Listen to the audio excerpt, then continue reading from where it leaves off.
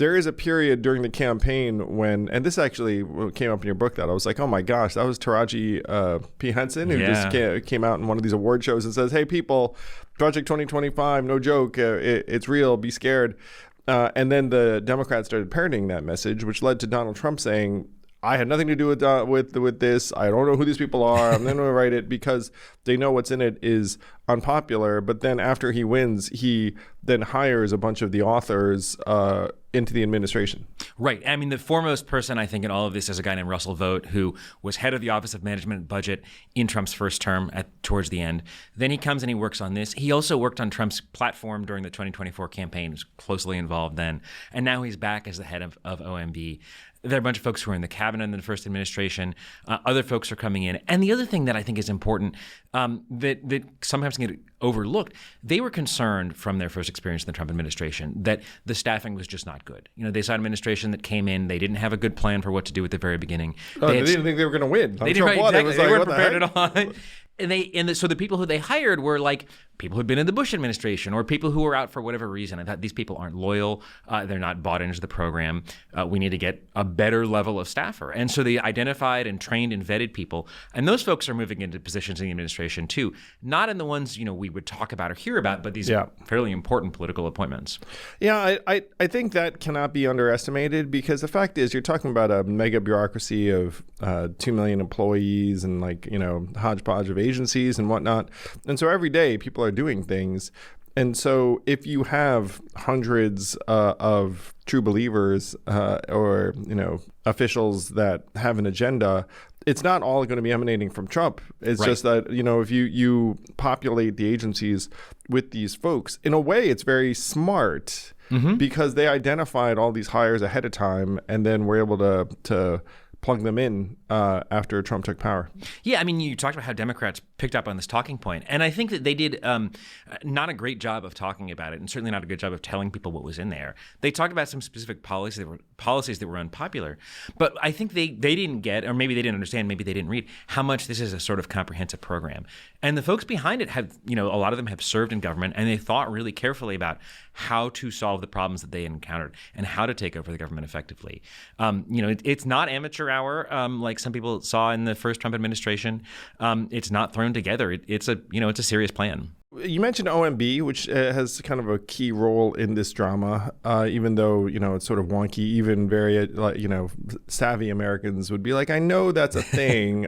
So what is OMB? So OMB is Russell Vought describes it as the air traffic control for the president. So it deals with the budget. Obviously, the president makes a budget proposal, but it also so OMB stands for Office of Management and Budget. There we go. So there we go. So that's what they do, and then they manage everything else. Yeah, it's kind of in some ways it's a little bit of like HR for the government itself. And then you think, well, who cares? But then it's like, oh, actually, that's very, very important. Exactly. If you can, they say personnel is policy, and if you can control who's working in the government, you can control a lot of the way the government works. And they also feel that it's been treated as like a way for agencies and departments to kind of push their priorities to the White House. And they say it should be the other way around. The White House should be pushing these things to the departments, and we're going to use OMB to make that happen. Yeah. So the worldview of Project 2025 or its authors is fascinating, where it says, hey, we're being held back by these career bureaucrats, deep state, if you will. And so the recipe or the prescription is to try and gut the power of the bureaucracy and then give it to, drum roll, the leader, Trump.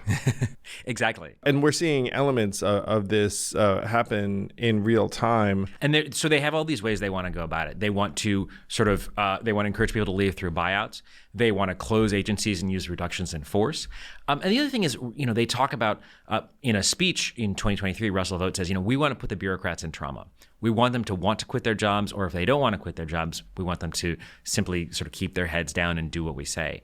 They also want to convert a lot of these civil service positions to political appointments. So rather than being a career official, it's somebody who comes in when the new president comes in and is mostly loyal to the president. You mentioned that there is like very much like a right-leaning perspective, and your book very helpfully goes through. It's like, okay, here's an example. Let's say immigration, which is very, very top of mind for people. What is the author's view of the quote unquote like best approach to immigration? They think that there are too many immigrants, legal, illegal, you name it. And so there's we know a lot about the focus on illegal immigration. There's in line with what Trump has been doing. They want to close the border. They want to use the military to do that if necessary. They want mass deportation. They want to get people who are not authorized out. But they also really want to cut down on legal immigration. And so they talk about reducing the number of types of visa that are available, but also reducing the numbers of visa. They complain that some parts of DHS and parts of the State Department seem to see their role as getting people into the country as much as possible rather than vetting them. They want to talk about denaturalizing people who may have lied on their applications. They want to revoke student visas. Obviously, we've seen some of that going on already. It is very much like, how can we shut down the borders to anybody, not to anybody coming in, but we want to reduce the number of people coming in across the board. Also fairly prominent in the headlines right now is Project 2025 has a perspective on education and the Department of Education. Yeah, specifically, it wants to get rid of it. So when that's the perspective. Yeah. And when you see the Trump administration talking about closing it, that's an idea that comes right out of here. I think it comes from a couple of different places. One is a simple sort of shrink the government kind of mindset, but another one is the kind of focus on parental rights that we saw a lot in the last couple of years, a concern with wokeness in the schools, and a desire to move things more towards local communities. And so they want to close the department. They want to move some things like enforcement of Title IX to the Justice Department. They want to privatize student loans. And then they just want to block grant funds to states to sort of spend as they see fit, which I think in a lot of cases would mean more religious schools, more private schools, and more school vouchers. What is their approach to healthcare? They want to sort of tinker around the edges. They don't want to repeal the Affordable Care Act, which is an interesting shift for the right. This is another place where there's a diagnosis. They say, the current employer-based system of insurance is, it's kludgy. It's very hard for people to navigate. There are real flaws in it. Also, we think it should be available to all people. And I'm not sure how that makes a lot of sense. They want to cut back on Medicaid, but they want to, these innovations they want to try out, like subscription-based healthcare. They want to move more people who are in Medicare towards Medicare Advantage, which is a sort of semi-private system. Which again sounds like it makes a lot of sense, but in fact, the federal watchdogs who track this have found that Medicare Advantage does not give you better outcomes. It's not clear that there's better health outcomes, and it costs taxpayers more. So there's not really much of an efficiency payoff there.